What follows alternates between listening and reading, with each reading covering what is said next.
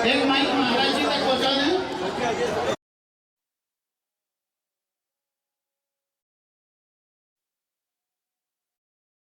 ज्ञान के सागर है, इनसे ही ये गुरुवर तो है। गुरु में संसार समाया, उनका है आशीष पाया, प्रभु ने खुद से भी तो ज्ञान के सागर है, इनसे ही जैसा कर्म कमाओगे वैसा ही फल पाओगे। अपना अपना करना है, करने का फल भरना है। नीम के तरू पे हो, नीम के तरू पे आम कहाँ से आए रे। आओ जीवन है पानी की बूंद, सब मिट जाए रे।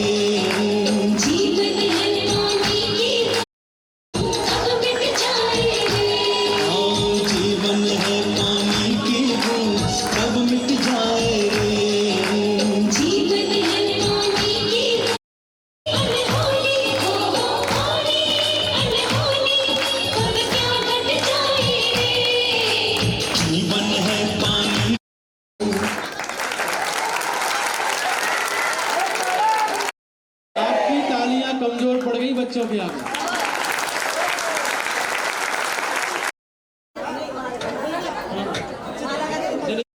और हमारे लिए अत्यंत सौभाग्य का विषय है, जन जन के लिए सौभाग्य का विषय है। मैं यही कह सकता हूं कि हजारों ऐब है मुझमें, नहीं कोई हुनर बेशक। पूज्य है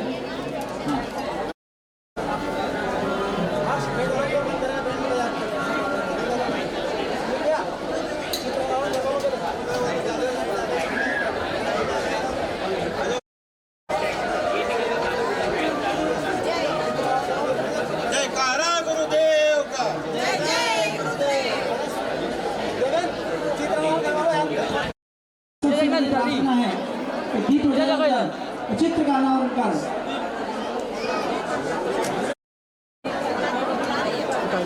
और इसके बाद आज इस जिनके होने से सात्विक दिव्य आभा आलोकित हो रही है, जो दिव्यता भव्यता परिसर को प्राप्त हो रही है, गुरुदेव के प्रक्षालन के लिए मैं क्रम प्रारंभ करूंगा। थोड़ा सा समय रह जाए।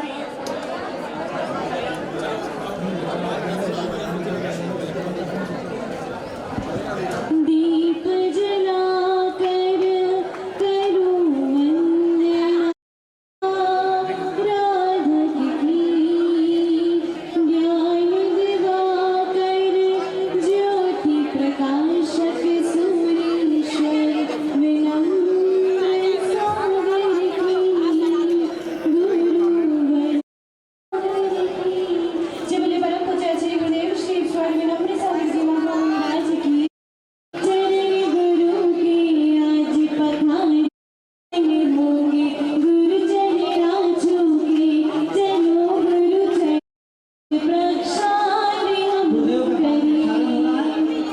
इसके लिए मैंने नामों की घोषणा की। श्री सुबोध जी, ममता जी जैन,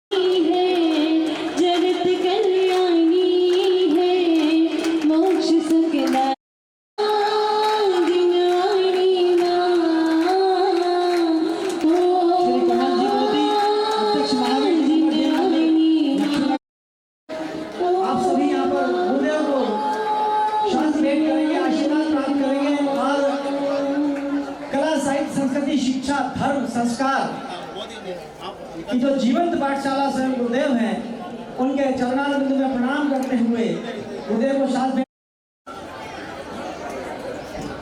इसी क्रम में पंडित नरेश शर्मा जी,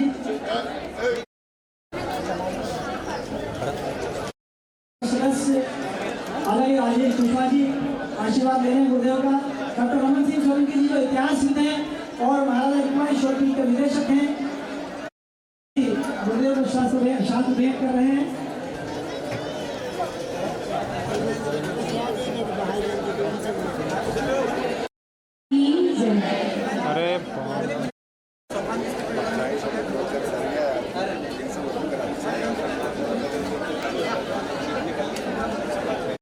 जैन मंदिर फीगंज के सभी रस्सीगण, धर्मेंद्र जी सेठी और आदिनाथ दिगंबर जैन मंदिर ट्रस्ट के सभी साथियों की ओर से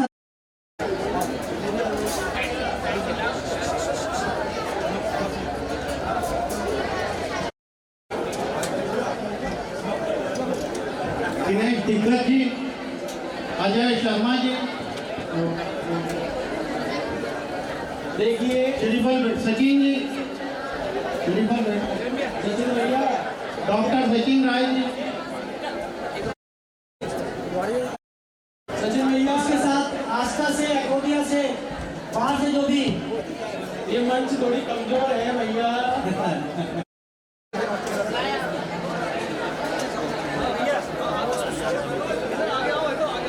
श्रीमती सुशीला कासलीवाल, विनीता जी कासलीवाल, बाल कल्याण समिति की सभी आ जाए बनियान लेने के लिए।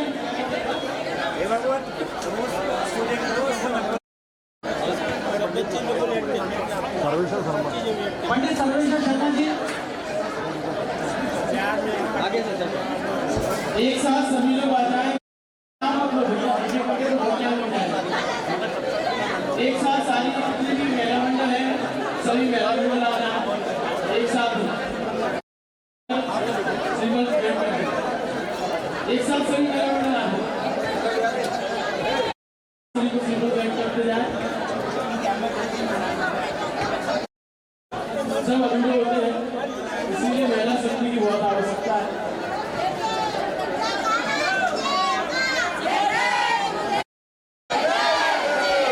अकोदिया से भी जो महिला मंडल आई है वो भी आ जाए, आस्था से जो भी महिला मंडल आई है वो भी आ जाए, जल्दी से सभी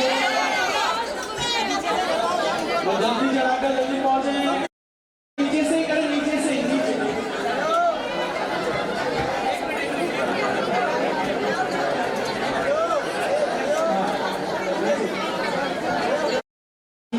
कला संस्कृति के संभाल संस्कृति अवसर उसके साथ विरासत से विकास के सहयोग से वाले और का एक मिशन है वो संरक्षण और जो निगरानी के लिए बना है। उसके बाद मैं एक संक्षिप्त सम्मान का क्रम प्रारंभ कर रहा हूँ जो साल से ऊपर भेंट करके उनका सम्मान कर रहे हैं।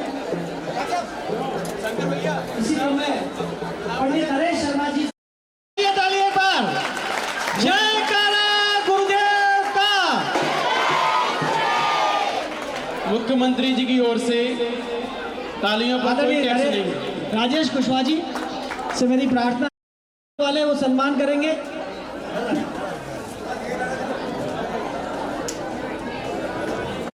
सदस्य हैं और संपूर्ण विक्रमोत्सव जो कला और संस्कृति का विश्व का सबसे बड़ा आयोजन हो रहा है उसके ये कहना चाहिए कि सब कुछ अगर कहूँ तो कोई अतिशयोक्ति नहीं होगी। ऐसे आदरणीय राजेश कुशवाहा जी का सत्कार यहाँ पर हो रहा है, सम्मान हो रहा है गुरुदेव के पावन आशीर्वाद से। और इस परिसर के इस शोधपीठ के निदेशक इतिहासविद पुरा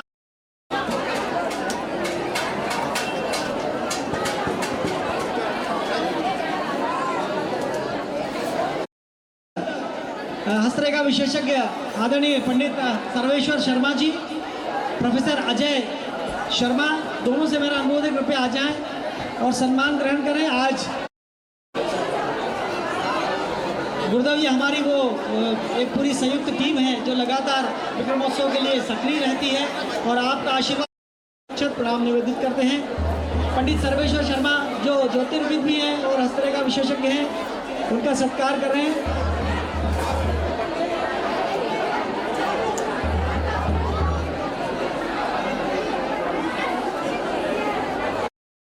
अर्पण भारद्वाज जी अगर इस प्रांगण में हैं, इस सभा मंडप में हैं, तो मैं उनसे भी अनुरोध कर रहा हूँ कि इस आध्यात्मिक अब जो माइक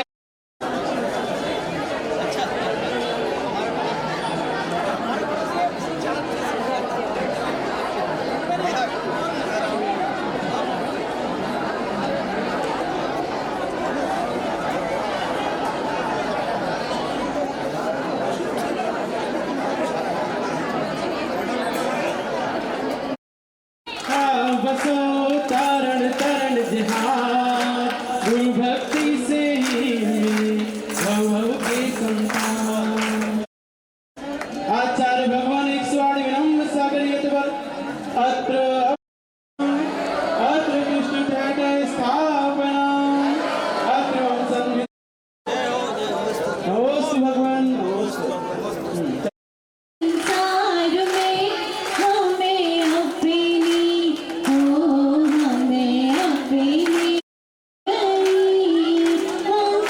सम्यक दर्शन क्षीरोदर के निर्मल दर्शन अपने मन को मना लिया तीर्थंकर का रूप धारा गुरचरणों में अर्पित है एक जीवन का सौ जीवन मुझे अमृत नाश करेंगे मुक्ति निश्चित होगी गुरु जी अब ना भटकेंगे संसार में हमें अपनी खबर ओम परम पूज्य काव्य सम्राट आचार्य भगवान 108 विनम्र सहित यतिभ्यो जन्म जरा मृत्यु नाशाय धर्म पावे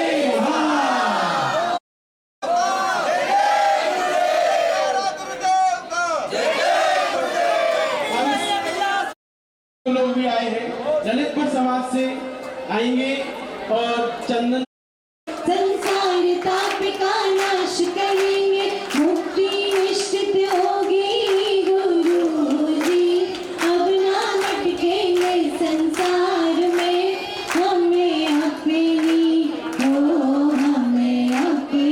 खबर अब हो परम पूज्य आचार्य भगवान उच्चारणाचार्य विनम्र सहित संसार तापनाशना चंदन भगवान जी चलिए चंदन वो अक्षर चढ़ाने के लिए हो अक्षय निधि को प्राप्त करेंगे हो अक्षय निधि को प्राप्त करेंगे मुक्ति निश्चित होगी गुरु जी अब ना भटकेंगे संसार में हमें अपनी खबर अब भक्तांबर महोदय आचार्य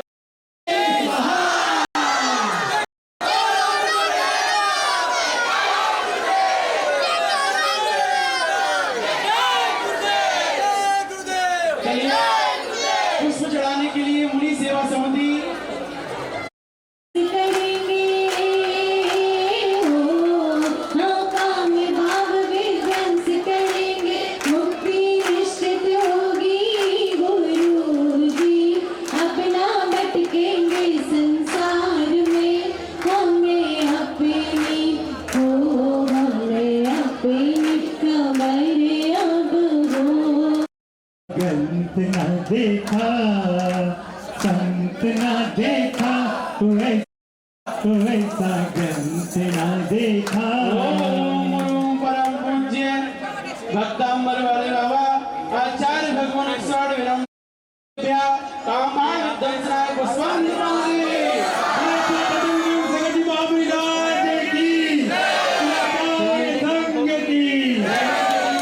श्रीगंज समाज जीवन क्या सौ जीवन गुरुवर तुम्हें समर्पित हो शुद्धा वेदनी नाश करेंगे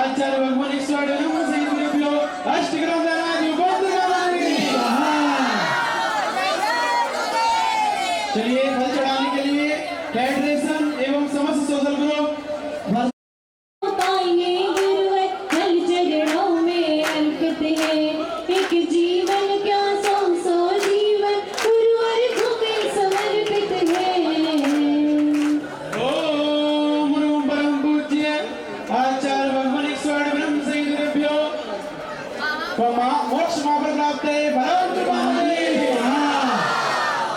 अर्घ चढ़ाने के लिए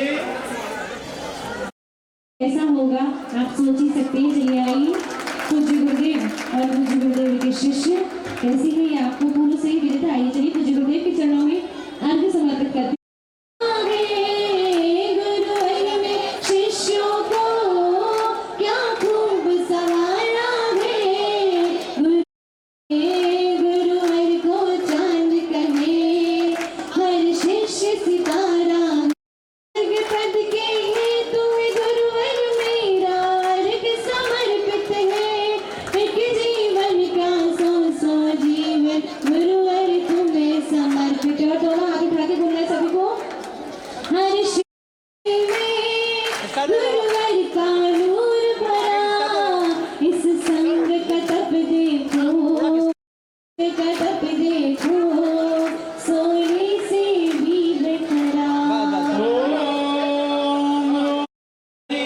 आचार्य भगवान एक स्वामी ब्रह्म सहित विभ्यो अनर्घ पद प्राप्त है। अर्घ्यं सर्वामि जयमाला के लिए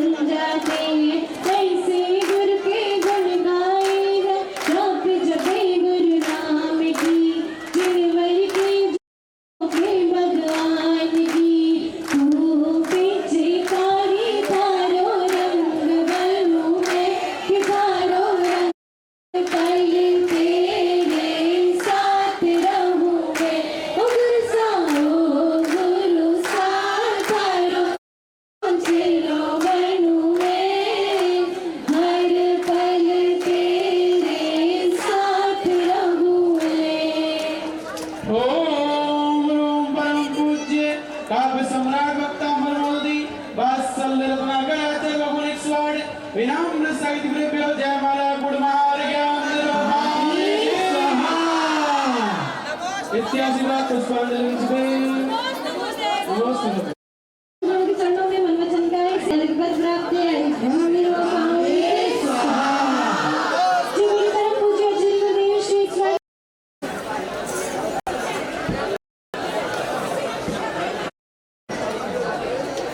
नंदलाल यादव जी जो हमारे समक्ष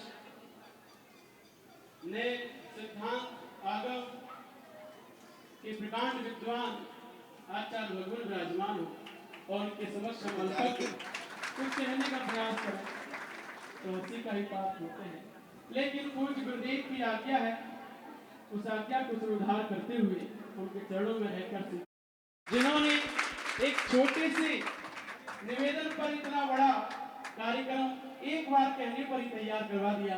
ऐसे हमारे गुरु भक्त डॉक्टर मनमोहन यादव जी, मोहन यादव, और इसके बाद उनकी पूरी टीम जिन्होंने उनके एक आदेश पर एक ही दिन में पूरी तैयारियां करके यहाँ पर आप सबको उठाया है। ऐसी पूरी टीम के लिए जोरदार तालियां। और इसके पश्चात हमारे सचिन जी, कासलीवाल भैया और शांतिनाथ मंदिर की कमेटी, महावीर मंदिर की कमेटी, आदिनाथ मंदिर की कमेटी, ये तीनों कमेटी और इन सब का सहयोग ये रहा कि इन सब समिति को इन्होंने पूर्ण दिशा निर्देश दिए, पूरा इनके साथ तन मन धन से आगे कदम से कदम बढ़ाकर काम किया है और पूज्य गुरुदेव की भक्त आगवानी यहाँ पर कराई। इनके लिए जोरदार न्यूज भेजा। देख लीजिएगा ना, व्हाट्सअप कर दिया, और हमारे बीच पोस्ट डाल दिया उसमें सभी डिटेल्स। गुरु भक्त अकोटिया से भी आए, आष्टा से भी आए, ललितपुर से भी आए, इंदौर से भी आए, और कहाँ से आए हैं मुझे पता नहीं है, सुजालपुर से भी आए हैं। तो कहने का मतलब ये सभी के सभी तालियों के पात्र तो है ही कि जो इतनी सुबह सुबह चलकर गुरु भक्ति में दौड़े दौड़े चले आए, वरना आदमी सुबह नींद कौन खराब करता है। तो और यहाँ पर मुख्यमंत्री जी नहीं आ पाए अपने कार्य की व्यवस्था के कारण से, लेकिन उन्होंने अपना प्रतिनिधि करने के लिए अपने बड़े भाई नंदलाल यादव जी को यहाँ पर भेजा है। वो आज के मुख्य अतिथि के रूप में यहाँ विराजमान है और पूज्य गुरुदेव की उन्होंने आगवानी की। और अब यहाँ से जुलूस, भव्य जुलूस के साथ हम नगर में प्रवेश करेंगे। अभी तो केवल आगवानी हुई है, अभी प्रवेश नहीं हुआ है, अभी प्रवेश बाकी है।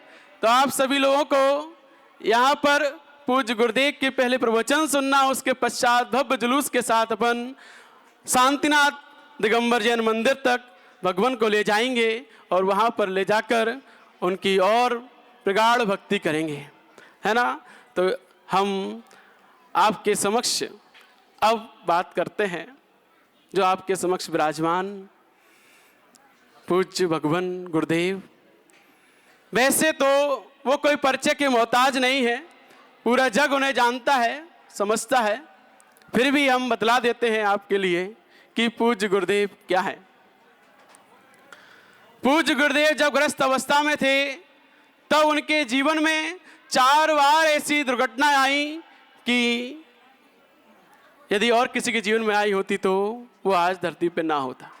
एक बार बस निकल गई पूरी ऊपर से, फिर भी कुछ खरोंच तक नहीं आई। दूसरी बार छत से गिर पड़े, फिर भी कुछ नहीं हुआ, जमीन पोली हो गई। तीसरी बार उनके यहाँ मस्तक के आप निशान देख रहे होंगे दोनों भौहों के बीच में, ऐसा होली के दिन पत्थर पड़ा था कि खून की धार बह गई थी, 24 घंटे तक होश नहीं आया था, फिर भी बाद में होश आया, क्यों वो भी बताएंगे। और चौथी बार एक ऐसी घटना भी घटी थी जब पूज्य गुरुदेव बहुत छोटे थे, तब ये किसी छुपा छुपाई खेलते ना, तो उसके नीचे पत्रपाल के नीचे छिप गए थे और बोरियां, नमक की बोरियां इनके ऊपर गिरी थीं। वो तो आचार्य भगवान का पुण्य था कि उन्हें आचार्य परमेष्टि के रूप में यहाँ पर विराजमान होना था, हम सबको दीक्षाएं देनी थी, जिन धर्म की पताका आगे फहरानी थी, ये सब उनका इतना तीव्र पुण्य का उदय था। इस कारण से चारों की चारों बार वो मौत भी इनसे डरकर भाग गई। तो मौत को भी पराजित करने वाले ऐसे आचार्य भगवान आपके समक्ष विराजमान हैं। तो एक ग्रस्त अवस्था में 4 बार घटनाएं घटी, उसके पश्चात आचार्य भगवान जो यहाँ विराजमान हैं, कुलपति जी आचार्य श्री ग्रस्त अवस्था में 8 वर्ष तक शिक्षक पद पर सरकारी सर्विस दे चुके हैं और प्रोफेसर बनना तय हो चुका था। इसी बीच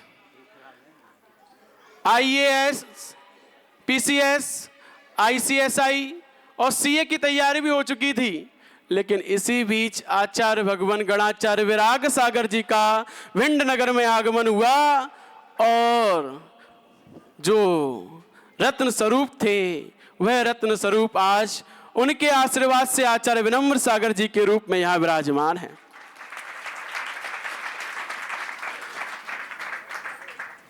कहने का मतलब ये है कि हम सभी लोग धन के पीछे भागते हैं और आचार्य भगवान ने अपने जीवन का कल्याण करने के लिए, सब भव्य जीवों का कल्याण करने के लिए, हम जैसी भव्य आत्माओं को संसार से तिराने के लिए वो सरकारी जॉब को ऐसे ठोकर मार दी जैसे कोई जमीन पर पत्थर को ठोकर मारता है। ऐसे आचार्य भगवान आपके समक्ष विराजमान हैं और ये एक नहीं अनेकों भाषाओं के ज्ञाता हैं। उर्दू, अंग्रेजी, हिंदी, संस्कृत, प्राकृत, इन समस्त भाषाओं का पूज्य गुरुदेव को प्रखर ज्ञान है। पकड़ है अच्छी, और इतनी अच्छी पकड़ है कि जीवन है पानी की बूंद की, 1 नहीं 2 नहीं 3 नहीं 100 नहीं 200 नहीं 1000 नहीं 2000 नहीं, लगभग 8000 छंदों की रचना कर दी है।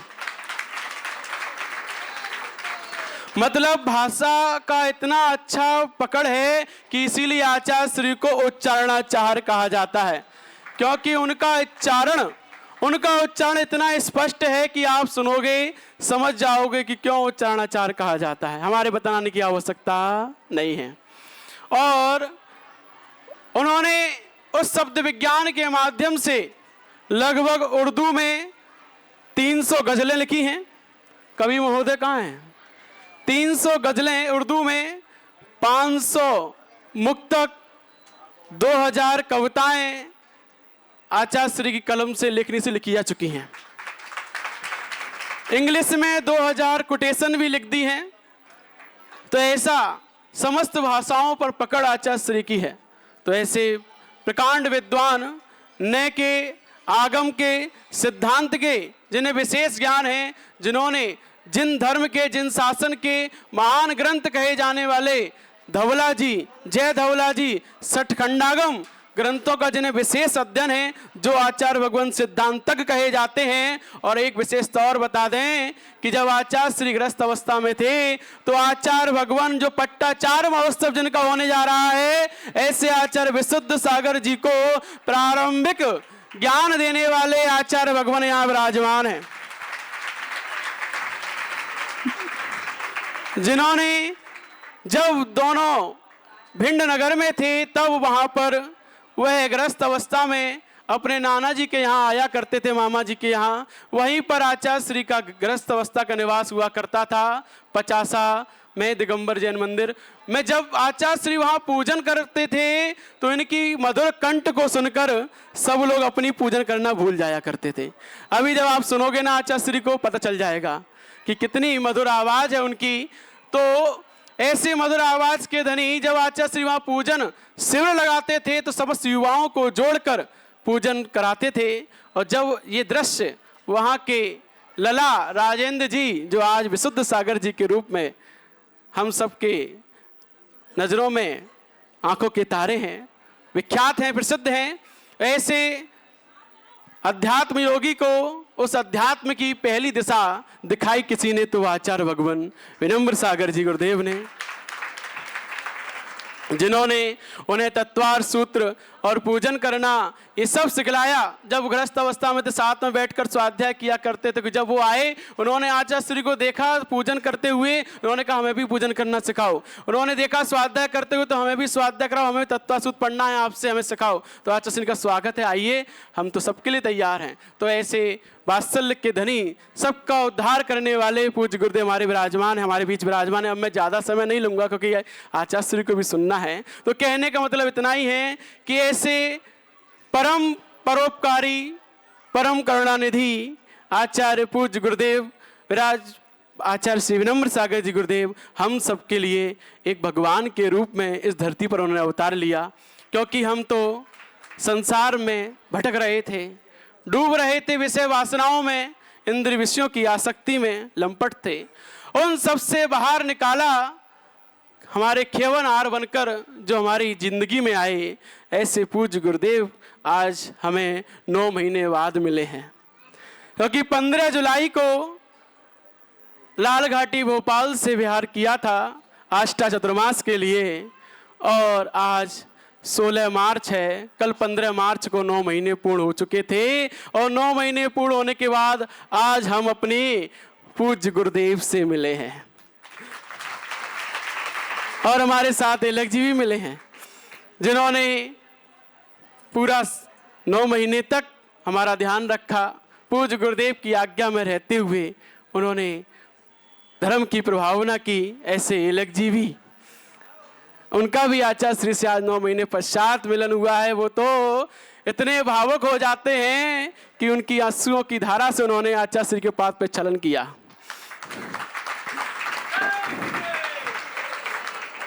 ऐसे हमारे तिलक जी भी हैं। तो हम दोनों ने पूज्य गुरुदेव की आज 9 महीने पश्चात दर्शन किए साक्षात। तो अब गुरुदेव का कृपात्र हमारे सिर पर सदैव बना रहे। निरंतर उनकी कृपा दृष्टि में हम अपनी साधना को निरंतर बढ़ाते रहें, धर्म की प्रभावना करते रहें, साधना में निरंतर संलग्न रहें, ऐसा आशीर्वाद पूज्य गुरुदेव से चाहते हैं। नमोस्तु भगवान, नमोस्तु भगवान, नमोस्तु। जो कोई भी गलती त्रुटि हुई हो क्षमा करना। नमोस्तु। और अब ओ सिद्धानम ओम नमो सिद्धाणम ओम नमो आयर्याणम ओम नमो आयर्याणम ओम नमो वच्छायणम ओम नमो उवजायाणम ओम नमो लोए सव्वसाहुनम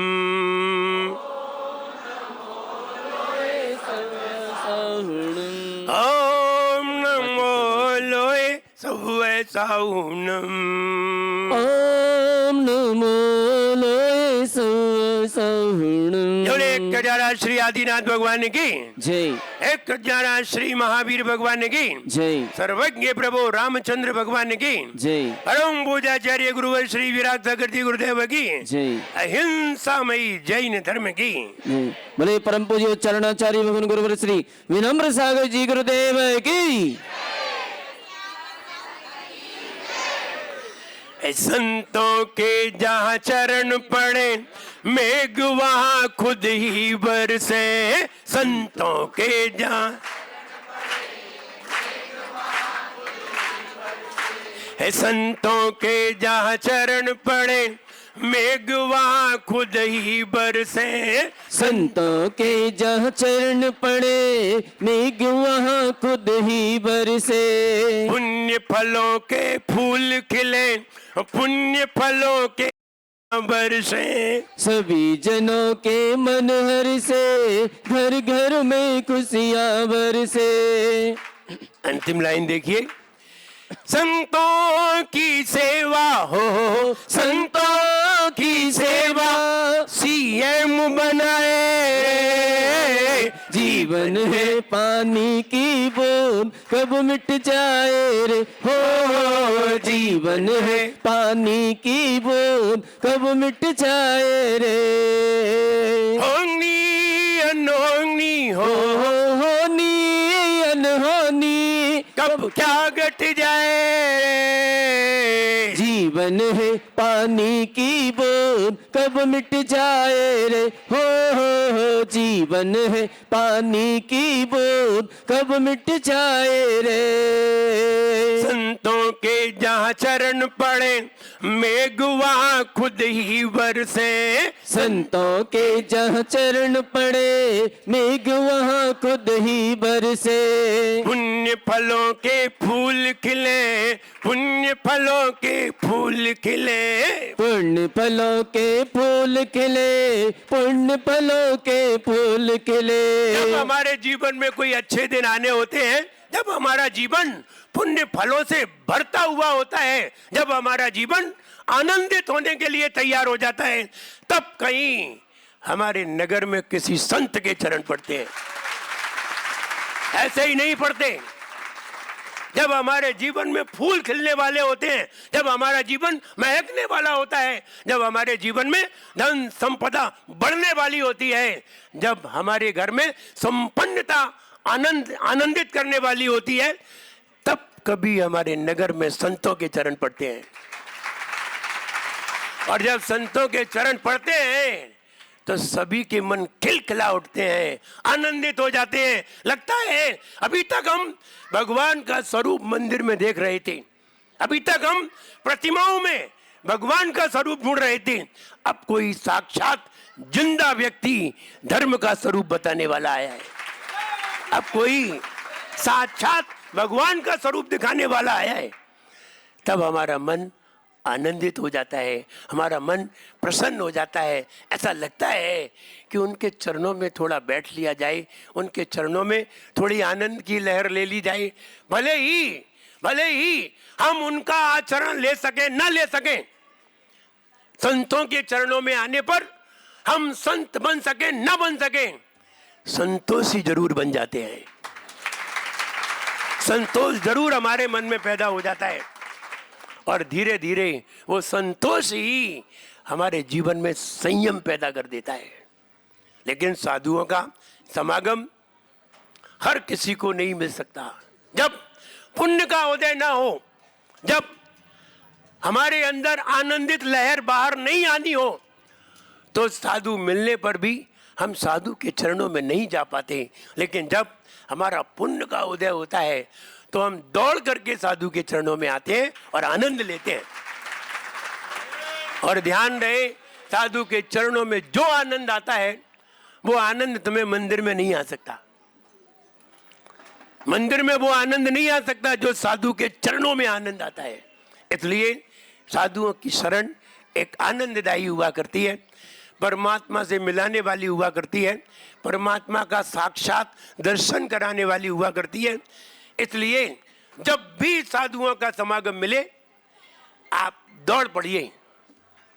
फिर बता रहा हूं, मंदिर में वो आनंद नहीं आता है जो आनंद साधुओं के चरणों में आता है।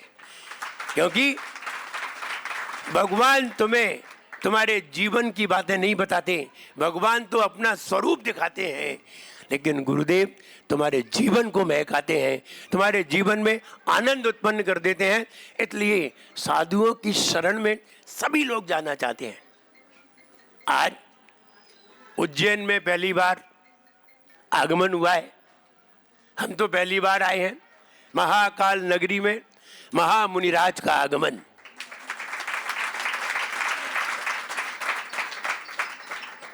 और जब आगमन होता है तो निश्चित है साधुओं का आगमन काल को भी जीतने वाला है, काल को भी जीत लेता है। एक दिन वह समस्त काल को जीतकर काल जयी हो जाता है। लेकिन साधुओं का समागम हो, यहां जल संरक्षण की बात चल रही है। हम ये कहें कि एक जल वो होता है जो जमीन से निकलता है और एक जल वो होता है जो आकाश से बरसता है। जल तो दोनों प्रकार के हैं, लेकिन ध्यान रहे आकाश के जल को अमृत कहा जाता है। आकाश के जल को अमृत कहा जाता है। और अगर आकाश का जल आपने लिया है तो मेरी बात अच्छी तरह सुने, कि जितने भी चेयर पे बैठे हुए हैं ये सब खड़े हो जाएंगे, सब मजबूत हो जाएंगे अगर आकाश का जल लेते हैं तो। और अगर आरओ का जल लेते हैं तो ये जमीन पे बैठे हैं, ये भी चेयर पे बैठ जाएंगे। इसलिए आरओ का जल पसंद मत करिए, आकाश का जल पसंद करिए, उसका संरक्षण करिए, उसको रखिए, जमा करके रखिए।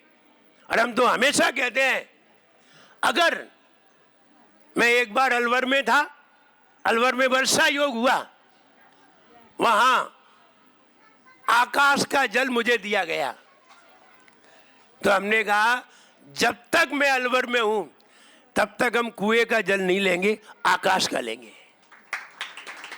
कारण जो टांके का जो जल है ना, जो जल ऊपर से वर्षा हुआ और आप उस जल को लेते हैं तो आपकी हड्डियां मजबूत हो जाती हैं, जोड़ मजबूत हो जाते हैं, शरीर पे आने वाले मुहासे खत्म हो जाते हैं, चेहरा निखर आता है और अच्छे मिनरल मिलने के कारण हमारा शरीर मजबूत हो जाता है। इसलिए कहना है पानी का संरक्षण करिए। कहते हैं जहां जल है वहां महल है, जहां जल है वहीं लोग एकत्र हो जाते हैं। आप नदियों के किनारे देखिए, आपको नगर बसे मिलेंगे, नदियों के किनारे नगर बसे मिलेंगे। कोई भी नदी के किनारे हो वहां तो उत्सव बन जाता है। लेकिन आप जंगलों में अगर नगरों को देखें तो नगर खाली हो जाएंगे और नदियों के किनारे भरे हुए पाएंगे। इसलिए जल का संरक्षण ये नहीं, जल का उपयोग करिए। और यही बात हमारे यहाँ के मुख्यमंत्री जी कह रहे हैं मोहन जी कह रहे हैं, यद्यपि यहाँ सीएम जी होते ना तो मुझे लगता है वो जरूर होते, यहाँ जरूर होते। अगर उज्जैन में होते तो, वो तो उज्जैन में नहीं है, लेकिन फिर भी उन्हें जैसे ही पता चला तो उन्होंने कहा कि हमारे आवास पर ही साधु को सबसे पहले आना चाहिए। और कहते हैं जिसे साधुओं का आशीर्वाद मिल जाए उसे सीएम क्या पीएम बनने में भी देर नहीं लगेगी। आप इनके पूर्व के सीएम को देखिए, मामा जी को। मामा जी ने आचार्य विद्यासागर महाराज जी का चातुर्मास कराया। कहाँ पर? भोपाल में, पूरी देख रेख में। आज देखिए, आज कैबिनेट में कृषि मंत्री हैं, यहाँ से भी और ऊपर पहुँच गए। और मैं चाहूँगा हमारे मोहन जी हैं, यादव जी हैं, इन्होंने भी सीएम पद पाया है तो हम कहें ये साधुओं की सेवा का ही फल है। साधुओं के प्रति उनकी जो आस्था है वो और किसी में नजर नहीं आती। ऐसा नहीं है हमें बहुत सारे नेता दिखाई नहीं देते, बहुत सारे मंत्री दिखाई नहीं देते, देते हैं, लेकिन जो आस्था मोहन जी में है वो आस्था अन्य किसी में दिखाई नहीं देती। और मुझे लगता है, मुझे ऐसा महसूस होता है जैसे मामा जी 15 साल रहे, ऐसे मोहन जी भी 15 साल रहेंगे और आगे भी सीएम बने रहेंगे। देख लेना आगे, क्योंकि ये साधुओं के आशीर्वाद का परिणाम है। उनकी जो आस्था है उनके साधुओं के प्रति, अगर चलते हुए भी साधु मिल जाते हैं तो अपनी गाड़ी से उतर करके आ जाते हैं। भोपाल में भी मुझे नहीं मालूम था कि मोहन जी जा रहे हैं, हम तो चले जा रहे थे किनारे से, तालाब के किनारे से। ये उन्होंने जैसे ही देखा तो पूरा काफिला रुकवा करके उन्होंने दर्शन किए, थोड़ी देर वार्ता की, थोड़े साथ चले और साथ चलने के बाद बोले गुरुदेव आज्ञा दीजिए, मुझे आगे जाना है। मैंने कहा आशीर्वाद है। कहने का मतलब ये गुरुओं के प्रति आस्था कि साधु मिल जाए तो स्वयं उतर जाना, ये उनकी आस्था है। और ये आस्था उन्हें 5 साल तक नहीं 15 साल तक ले जाएगी।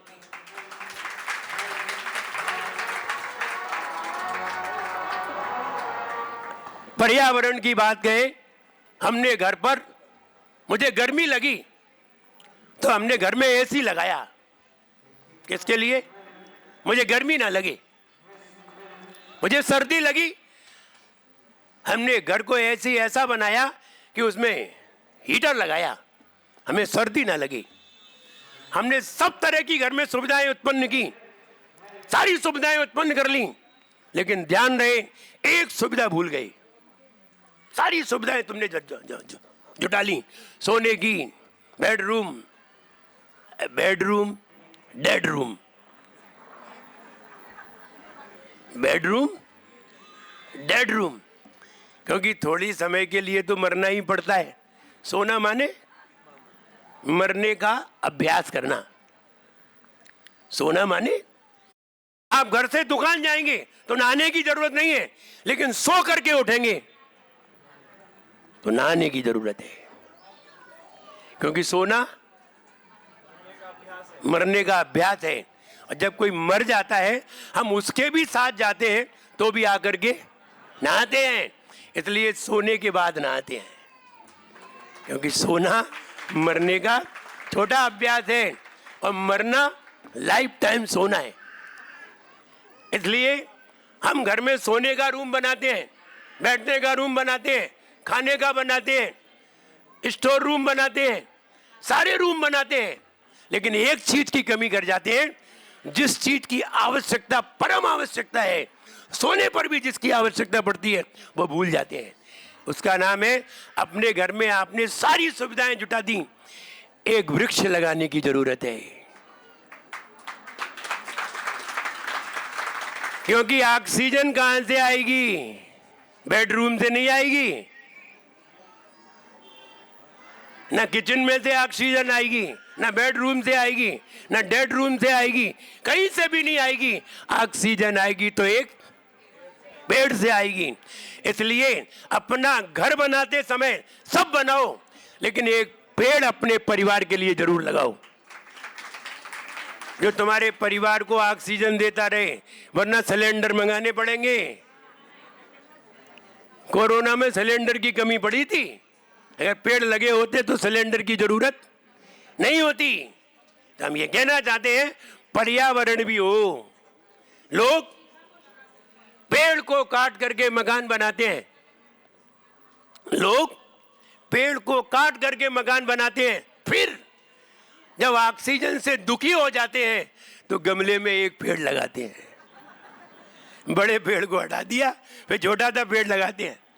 बड़ा पेड़, एक पेड़ हमारे पूरे परिवार को ऑक्सीजन देता है, पूरे परिवार की कार्बन डाइऑक्साइड को खींचता है, ऑक्सीजन देता है।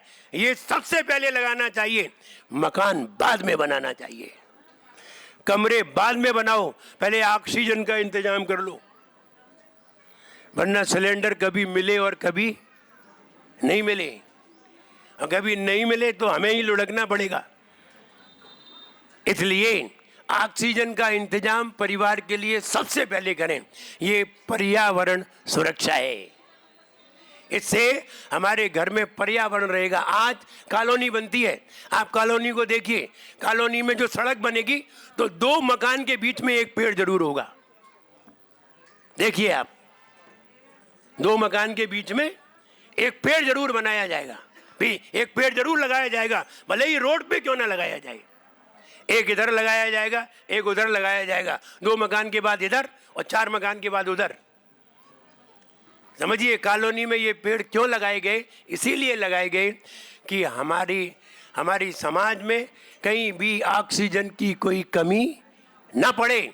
और जब वृक्ष लगे होंगे तो बरसात तो अपने आप ही हो जाएगी, फिर पानी की बूंद तो अपने आप ही आ जाएगी। हम भले ही खूब गाएं, लेकिन अपने आप ही पानी की बूंद आ जाएगी। अभी आपने सुना था पानी की बूंद। अभी महाराज कह रहे थे 8,000 बना लिए, अब 8,001 कहना, एक यहाँ बन गया। अभी वहाँ चलेंगे, वहाँ फिर एक बनेगा। तो ऐसे ही छंद बनते जाएंगे और लोग उसे गाते जाएंगे, गुनगुनाते जाएंगे। सभी जनों के मन हर्षे और घर घर में खुशियां बरसे। सभी जनों के मन हर्षे, घर घर में खुशियां बरसे। संतों की सेवा हो, संतों की सेवा सीएम बनाए रे। जीवन है पानी की बूंद कब मिट जाए रे, हो जीवन है पानी की बूंद कब मिट जाए रे।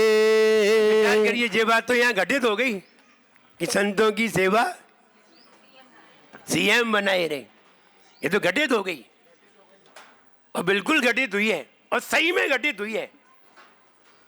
ऐसे ही आस्था, ऐसे ही श्रद्धा, ऐसे ही विनम्रता हमें साधुओं के पास, साधुओं के जीवन में अवश्य रखना चाहिए। और जब हम कल आ रहे थे तो लोगों ने बताया कि मोहन जी ने ये कहा है कि जब भी महाराज उज्जैन में प्रवेश करें तो मेरे हाउस से ही प्रवेश करें। बहुत अच्छी बात है। एक उनकी श्रद्धा और जागृत होती है, और तीव्र होती है, और आस्था तीव्र होती है, और ऐसी आस्था ही व्यक्ति के भविष्य को उज्जवल बनाती है। तो हम ये कहें, यहाँ हमारे संघ के मुनिराज विनंद सागर जी महाराज यहाँ काफ़ी दिनों से हैं। 1 महीना हो गया, 9 महीने में 8 महीने को छोड़ दीजिए तो 1 महीना हो गया उन्हें। 1 माह यहाँ हुआ है, और यहाँ सभी को अपने अनुभवी ज्ञान के द्वारा सबको अनुभव करा रहे हैं और ज्ञान की बात बता रहे हैं, जिससे लोगों में भी एक आनंद की लहर है। हमारे एलक जी बेचारे भोले भाले हैं, रोते ज़्यादा हैं, हंसते कम हैं, और हम मिल जाएं तो बहुत रोते हैं। तो लेकिन सरल है, विनम्र है और बहुत ही सहज है। तो जैसे है वैसे दिखाई दे जाते हैं। लोग तो अपने आंसू छुपा लेते हैं, कहते हम छुपाते नहीं हैं, दिखा देते हैं। सरल है। वो भी महाराज के साथ रहे और जहाँ भी आश्रम में चातुर्मास किया, अकोदिया में भी रहे, वहाँ भी सिद्ध चक्र विधान हुआ और शीतकालीन वहाँ वाचना भी की है और यहाँ भी आकर के लोगों में एक जागृति उत्पन्न की है। उनके लिए भी मेरा खूब आशीर्वाद है। इंदौर से अक्षय कासलीवाल, धर्मेंद्र जी, राहुल सोनू, प्रदीप जी, सभी लोग यहाँ आए हैं, उनके लिए भी आशीर्वाद है।